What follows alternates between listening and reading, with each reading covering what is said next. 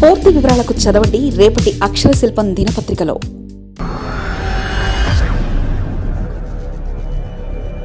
సొంత పార్టీ పెడితే కవిత ప్రభావం ఎంత? కేటీఆర్ కన్నా బెటర్ నాయకత్వ లక్షణాలు. ఎంత అటాక్ చేస్తే బీఆర్ఎస్కు అంత నష్టం? వాట్ నెక్స్ట్ అన్న ప్రశ్న తెలంగాణ రాష్ట్రంలో. బీఆర్ఎస్ పార్టీతో కవిత రుణం తీరిపోవడంతో వాట్ నెక్స్ట్ అన్న ప్రశ్న ఎక్కువగా తెలంగాణ రాజకీయాల్లో వినిపిస్తుంది. ఆమె సొంత రాజకీయ పార్టీ పెట్టుకోవడానికి కొంతకాలంగా కసరత్తు చేస్తున్నారు. క్యాడర్ను తయారు చేసుకుంటున్నారు. ఈ ప్రక్రియలో మరింత దూకుడుగా వ్యవహరించి స్థానిక ఎన్నికల తర్వాత అయినా ఆమె సొంత పార్టీ పెట్టుకునే అవకాశం ఉంది. సొంత పార్టీ పెట్టుకుంటే కవిత ప్రభావం ఎంత ఉంటుందన్న దానిపై ఇప్పటికే పలు రకాలుగా విశ్లేషణలు ప్రారంభమయ్యాయి. కేసీఆర్ తెలంగాణ ఉద్యమాన్ని ఓ రేంజ్కు తీసుకెళ్లిన తర్వాతనే కవిత రాజకీయాల్లోకి వచ్చారు. తెలంగాణ ప్రజల్ని సాంస్కృతికంగా ఏకం చేసే బాధ్యతల్ని ఆమె ఇచ్చారు. తెలంగాణ జాగృతి పేరుతో ఆమె తనకు వచ్చిన అవకాశాన్ని బాగా వినియోగించుకున్నారు. మహిళలతో ఫాలోయింగ్ తెచ్చుకున్నారు. బతుకమ్మ ఉత్సవాలతో పేరు తెచ్చుకున్నారు. రాజకీయాల్లోనూ బీఆర్ఎస్ తరఫున ఉమ్మడి నిజామాబాద్ జిల్లాలో చక్రం తిప్పారు. పరిస్థితి బాగున్నప్పుడు ఆమె గీసిన గీత నిజామాబాద్లో ఒక్క నేత దాటేవారు కాదు.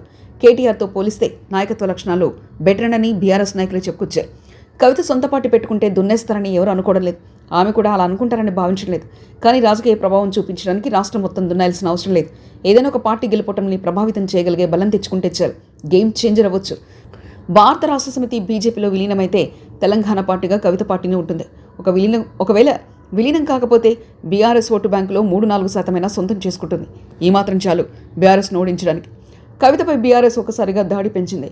మాజీ జాగృతి నాయకుల్ని రంగంలోకి దింపి జాగృతి మాదేనని చెప్పించడం ప్రారంభించారు. పార్టీ నేతలంతా విమర్శలు చేస్తున్నారు. అయితే ఇలా టార్గెట్ చేయడం కవితను బలపరుస్తుంది.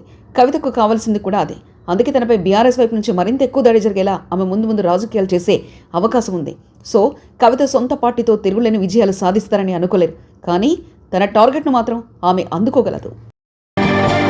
మరిన్ని కథనాల కోసం సబ్స్క్రైబ్ చేసుకోండి మీ అక్షర శిల్పం. పూర్తి వివరాలకు చదవండి రేపటి అక్షర శిల్పం దినపత్రికలో.